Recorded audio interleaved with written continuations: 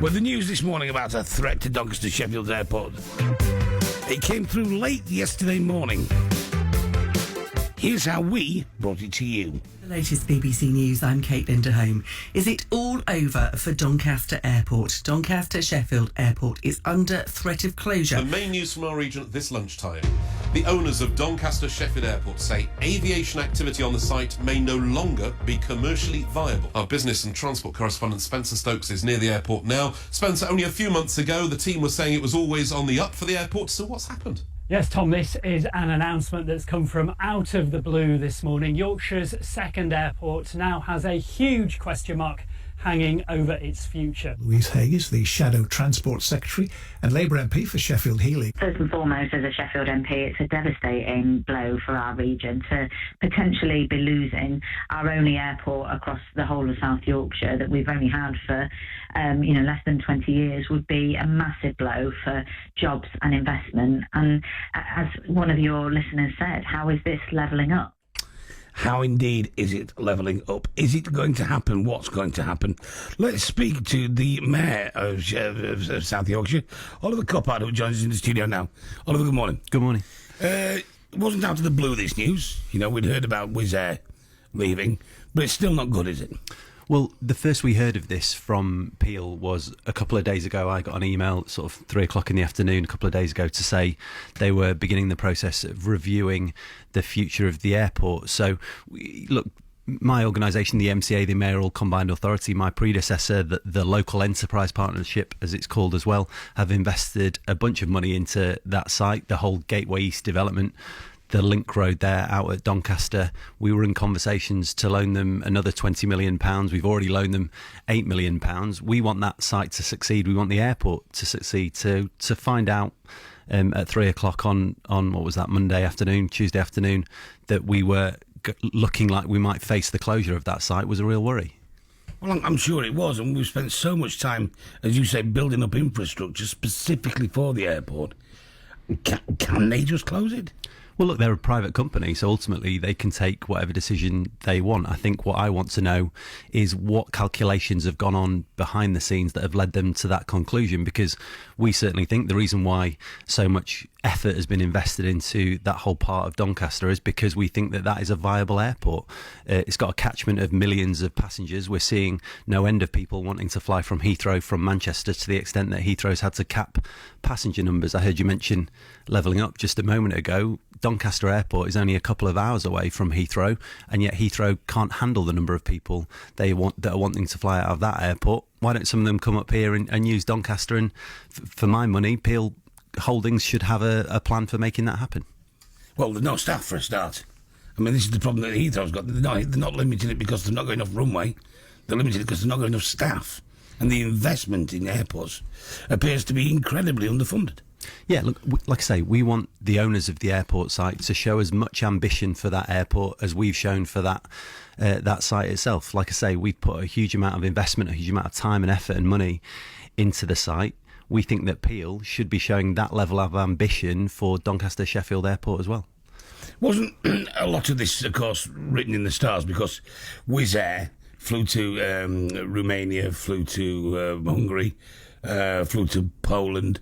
You know, as Phil Collins said yesterday, who was on Howie's show, he brought a lot of the fruit pickers over for the season. We voted to leave the EU. We voted not to have those jobs anymore. Surely the writing was on the wall then. Did we ought to have lent any money after that? Well, the EU referendum was 2016. I don't think this has come as any sort of surprise, the changes that we've seen. Any good business, for my money, should be looking at what's coming, looking at the legislation, looking at what's going to happen to the labour market as a result of that, and making plans accordingly. That's not what we've seen. And like you say, I think that's one of the reasons why we're facing the problems we are today. But I go back to the point. We are seeing a number of people, no end of people, wanting to fly off on their holidays and to use that airport or use airports for commercial travel of all sorts. Why can't Doncaster Airport be one of the ways in which people get about? Well, because they've only got TUI. I mean, there's nobody else in there, is there? Well, sure, but that's a result of business decisions. So, absolutely.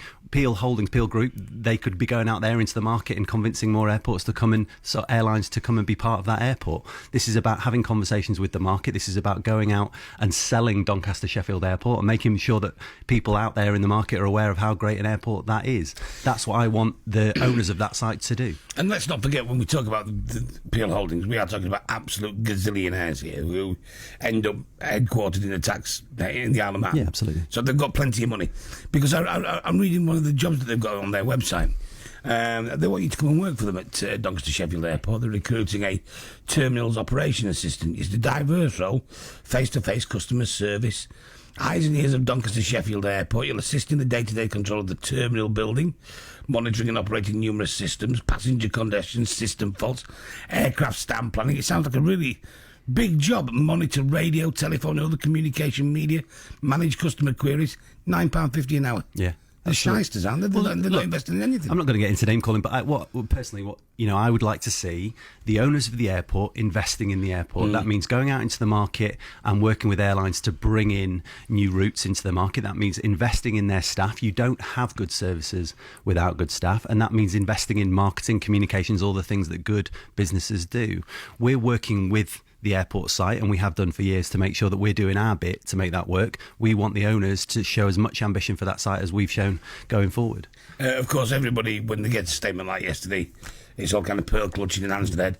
They actually said they're looking at it for 6 weeks. They've not said it's closing yet, have they? So I suppose where there's a glimmer of light. Yeah, absolutely. Which is why I'm here today, which is why I'm asking for an urgent meeting with them alongside the leaders of the 4 local authorities in South Yorkshire. It's why Louise Hay, Labour Shadow Transport Secretary, is gathering the MPs from South Yorkshire to bring in Peel to talk to them as well. It's why we're going to put as much pressure on them as we possibly can to try and keep that site open, viable, and get the investment in there that we need. And I know this is pre your time, but all the money that was invested in that kind of infrastructure and the inland port and the motorways, do we have any... can we get that back from Peel if they should? Look, a lot of the infrastructure investment that we put in there, we wanted to put in there because it unlocks a huge potential. I mean, Doncaster's thriving, absolutely thriving.